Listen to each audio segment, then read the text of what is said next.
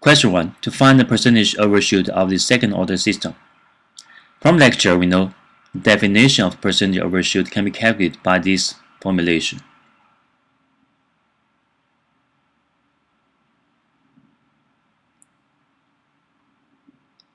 In order to find this zeta, let's write this second-order system into time domain.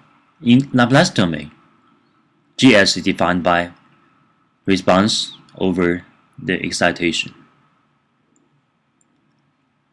We can rewrite this transfer function into this time domain second-order differential equations in this form.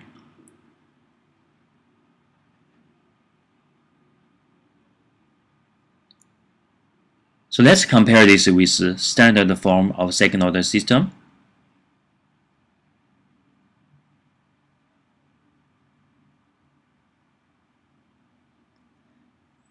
Now compare the coefficient of the y term and also y dot term. We can find undamped natural frequency omega n will be square root of 100, which is 10. We can also find from the coefficient of y dot term, zeta will be equal to 0.75. Plug this zeta into our original equation to calculate the overshoot. We can find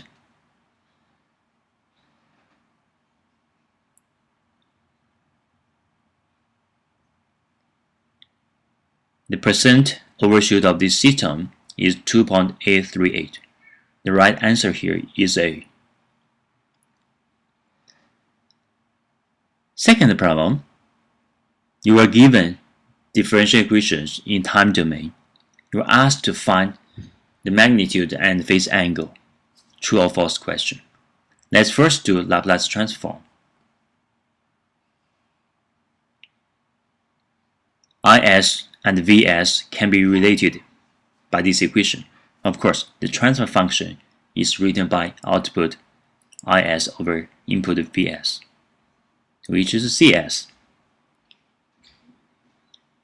Based on this, we are able to find the sinusoidal transfer function by replacing S with j omega. The magnitude of the sinusoidal transfer function is c omega. And the angle can be found from this. In S plane, our transfer function is here. The root is here, c omega.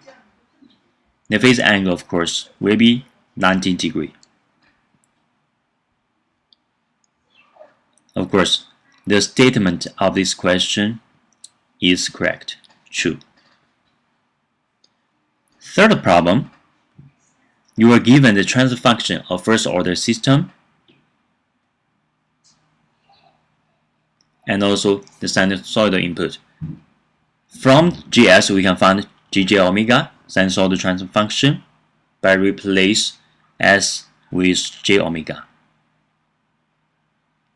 Here, the omega is 2. Plug 2 into this equation. Numerator become j30, denominator 4 plus j6. Next, amplification of the magnitude is equal to the magnitude of the sinusoidal transfer function. You find the magnitude. Denominator will be 4 squared plus 6 squared, take square root, numerator 30. And then amplification will be 4.16. Input magnitude is 5 here. So the magnitude of the steady state response will be equal to magnification times input magnitude, which is 20.8. Right answer here is D. The fourth question, you are asked to find the temperature of this system, second order system. Similarly to first question, We want to transform this equation from Laplace domain to the time domain. Corresponding equation will be like this.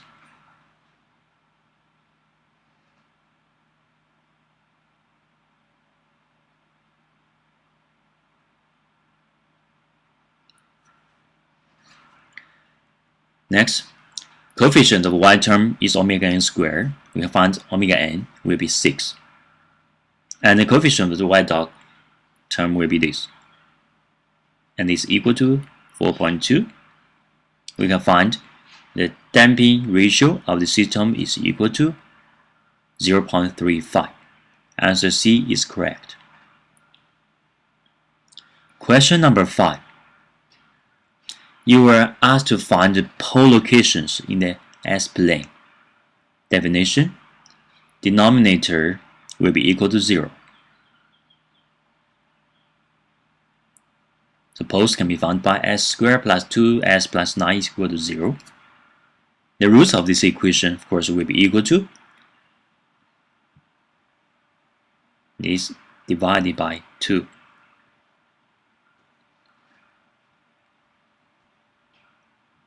So we can see there are two roots. The real components of these two roots are -1, and the imaginary component is square root of 8.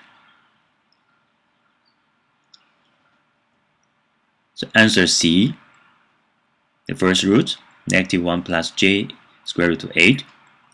Second root, -1 minus j square root of 8 is the right answer, C.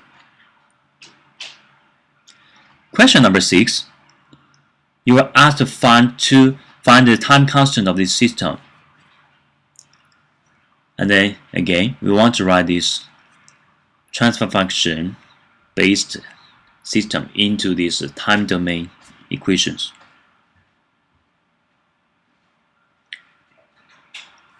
Divide these equations by 50 at both sides to make the coefficient of y term to become 1. And compare with standard form of first order differential equations. We can find time constant tau here is equal to 1 over 50, which is 0.02 second. Right answer is A. Seventh problem. You were given this pole plot on this complex plane, and which should be the time response? We have two roots here. The real component is -1. Imaginary component is square root of 8.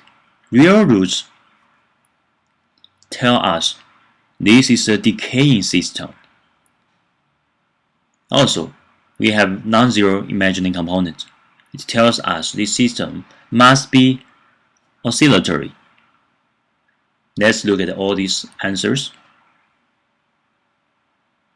Obviously, D is the right answer. The system is oscillating and also decaying. Question number 8. You are asked to find undamped natural frequency omega n. From lecture notes, we know zeta of this system is defined by cosine of theta, and imaginary component is damped natural frequency. Real components can be also written like this.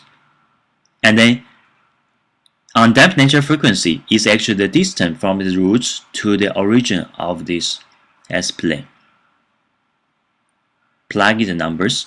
Omega n is equal to square root of this real component square plus imaginary component square.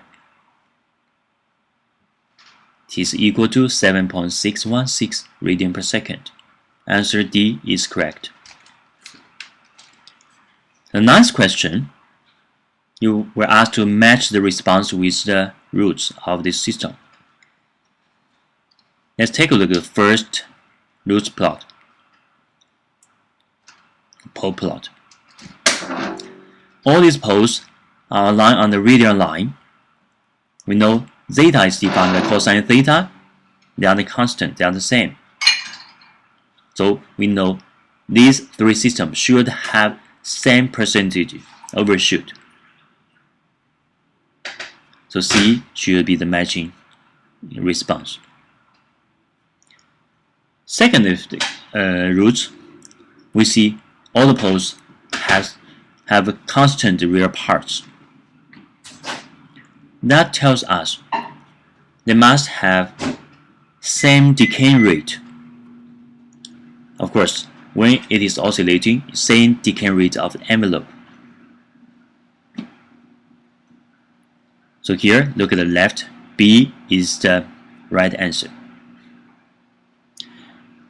The third pole plot, we can see all these poles have constant imaginary part. We know imaginary components indicate the frequency, damped frequency. So these poles indicate the response should have same frequency. The matching answer should be A here. The last problem, you are asked to compare the two liquid level systems. Let's write out the differential equations of both systems. Tank 1, volume rate change will be equal to volume rate in minus volume rate out, which is the height difference of the two tanks divided by resistance. Similarly, you can write out the equations for tank number 2. Rate in minus rate out, H2 over R2. With same conservation of volume principles, we can write out the equations for the second system.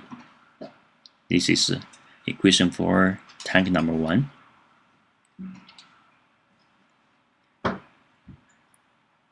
And equation for tank number 2. Compare these two systems. Of course, we can see the equations are different. So the conclusions here are these two systems are different. Okay, these are all the solutions for the quiz number 4. Since there were students asking about the solutions, so I'm posting it here. So please feel free to contact me and let me know if you have any questions.